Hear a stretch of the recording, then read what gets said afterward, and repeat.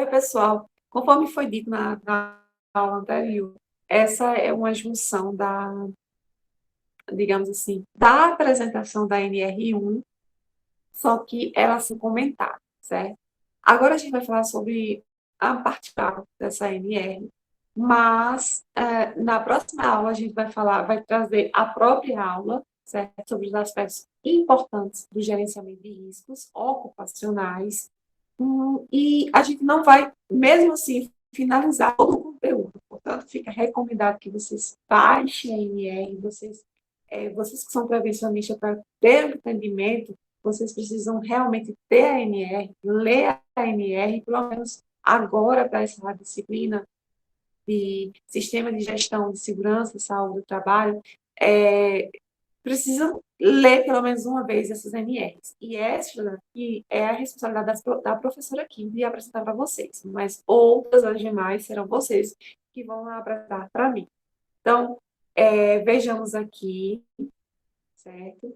Novamente, dando continuidade. Eu estou compartilhando aqui a tela com vocês.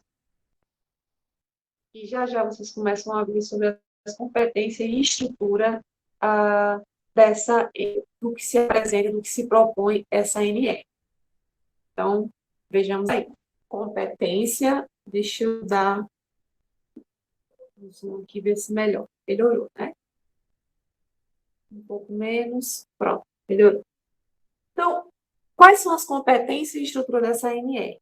Vamos lá. A gente, logo no item 1.3.2, vocês podem observar aí um checklist de A a F. A observação é que a Secretaria do Trabalho, a STRAB, Secretaria do Trabalho, certo? Por meio da Subsecretaria de Inspeção do Trabalho, portanto, Secretaria do Trabalho, que é justamente dependente do Ministério da Economia, ela também tem a Subsecretaria de Inspeção do Trabalho, que ficou conhecida ou denominada como CIT. Tá? É o órgão de âmbito nacional que tem a competência em matéria de segurança e saúde do trabalho, certo? Então, quem é o órgão competente? A Secretaria do Trabalho. Por meio de quem? Da Subsecretaria de Inspeção do Trabalho. A Subsecretaria do Trabalho, a gente, por sua vez, ainda tem uma escola, né, nacional de inspeção do trabalho. Vamos lá ver o que diz na linha A. Formular, né, o que compete a essa secretaria. Formular e propor diretrizes, as normas de atuação e supervisão de atividades das áreas de segurança e saúde do trabalhador. Promover a campanha, podem acompanhar comigo, tá? Promover a campanha nacional de prevenção dos acidentes de trabalho, que está aí, nomeada como campanha. Na linha C, a gente observa que também é competente da secretaria coordenar e fiscalizar o programa de alimentação do trabalhador. Na linha D, promover e fiscalizar do cumprimento dos preceitos legais e regulamentares sobre a segurança e saúde do trabalho, SST. Portanto, sempre quando a gente estiverem falando em SST, vocês vão saber que são refere-se à segurança e saúde do trabalho em todo o território nacional. Todo o território nacional.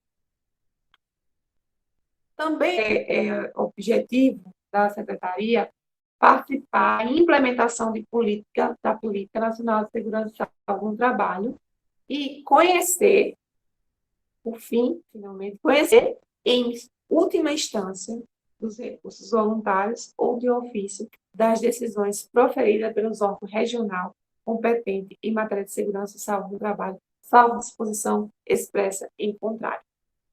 É também essa estrutura aí que a gente sabe que alguns estados possuem legislações muito próximas e a secretaria ela precisa também tomar conhecimento sobre essas legislações estaduais e até municipais. Tá bom? Então, no item 1.3, a gente tem que compete à Secretaria de Inspeção do Trabalho o quê? E aos órgãos regionais e a ela subordinados em matéria de segurança da saúde do trabalho, dos limites da sua competência, executar. O quê? Executar o quê? A.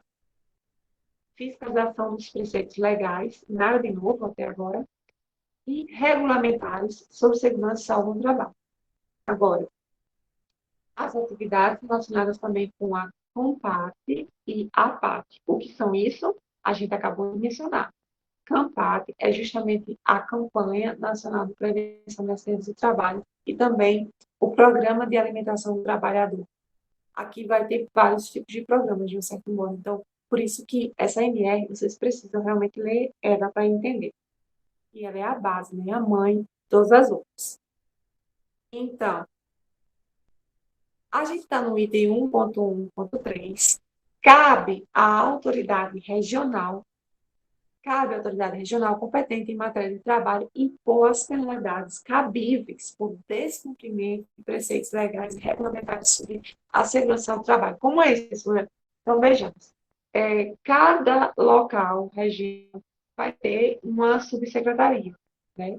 O que antigamente era uma unidade do Ministério do Trabalho. Agora a gente tem as unidades da secretaria. E essas unidades regionais é que têm a competência de regulamentar, na verdade, de regulamentar, de impor as finalidades cabíveis, de propor soluções também para aquela região.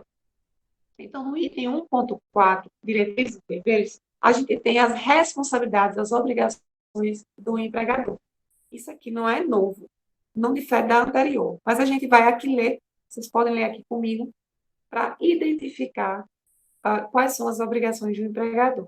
Cumprir e fazer cumprir as disposições regulares, disposições legais, e regulamentares sobre a segurança no trabalho. Eu vou dizer agora SST, tá bom? Informar os trabalhadores. Lembra que a gente já falou de equipamentos de proteção individuais? É muito semelhante essa parte. Então, informar os trabalhadores sobre o quê? Sobre os riscos ocupacionais existentes na atividade laboral, né? Obviamente. 2. Quais são as medidas preventivas adotadas pela empresa para eliminar ou reduzir tais riscos? Então, o trabalhador ele precisa saber por que está usando aquele equipamento de proteção individual, porque tem aquele equipamento de proteção coletiva, e além da capacitação com aquela própria atividade laboral. E no item 3, fica também obrigatório, na verdade, é obrigatório, os resultados dos exames médicos e exames complementares, aqueles que passam pelo PCMSO, os exames complementares de diagnósticos aos quais os próprios trabalhadores foram submetidos. São aqueles exames de admissão, de mudança de função, inclusive de demissão. Então, o empregador ele precisa ter exames e também obrigar os trabalhadores a fazer esses exames. Elaborar ordem. Por fim, os resultados das avaliações ambientais realizadas nos locais de trabalho.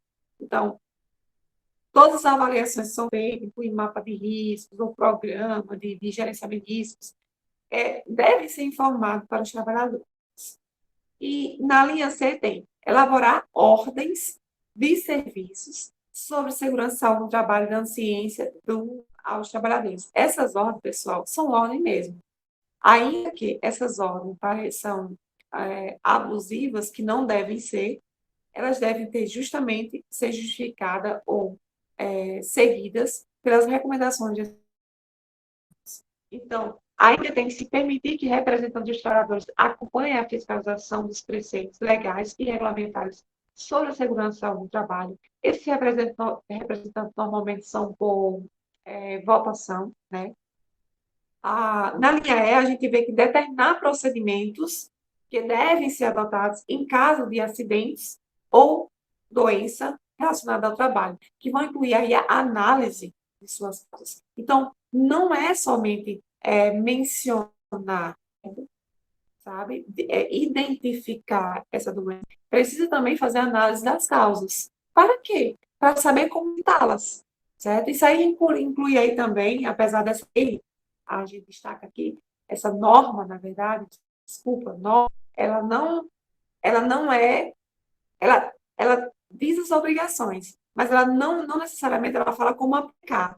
Então, por isso mesmo, ela pode ser de diferentes formas, pode ser aplicada, desde que seja aplicada. Então, essas análises de casos pode ser uma estatística, certo? Dos riscos, meio de índices, pode ser incluindo por aquelas reuniões que são passadas para representantes da Comissão Interna de Prevenção de Acidentes e repassada para os trabalhadores.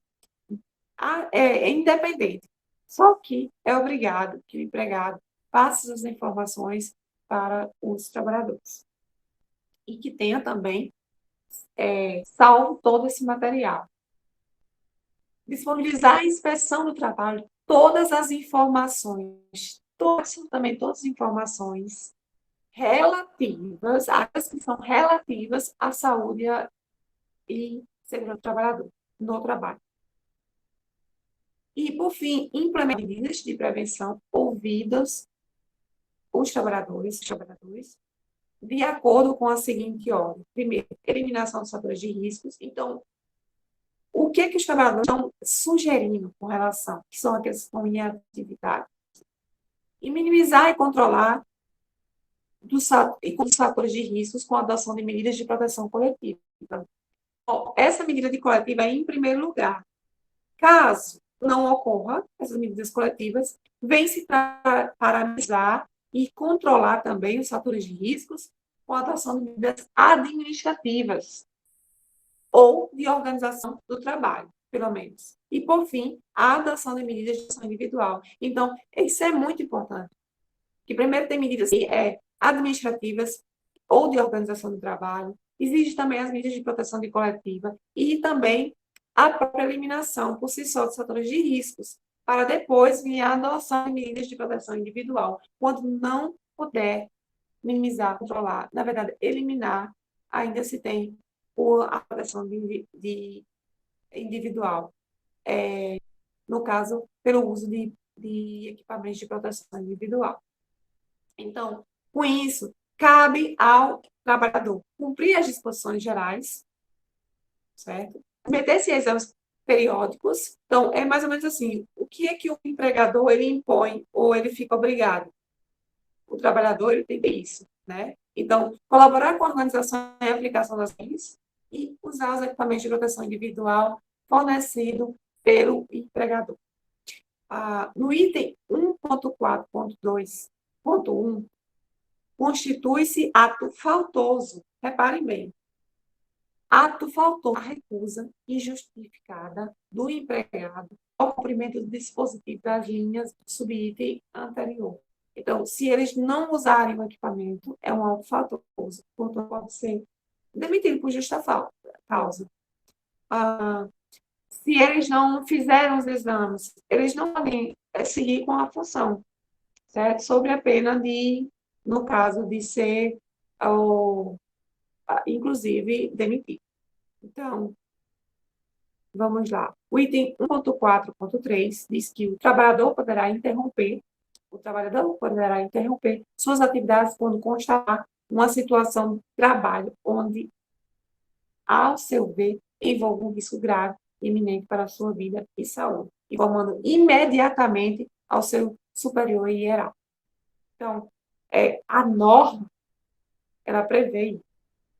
Na prática, inicialmente, por isso que é importante que vocês leiam isso, porque nunca a gente sabe quando você está na função só de prevencionista e você deve obedecer o que se pede ao empregador, mas também a normatização, obviamente, porque você é responsável por eles.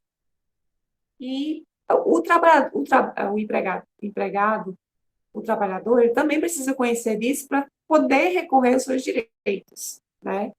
E aí, a gente tem o item 1.4.3.1, que quando comprovada pelo empregador a situação de grave e iminente riscos, não poderá ser exigida a volta dos trabalhadores à atividade enquanto não sejam tomadas medidas corretivas.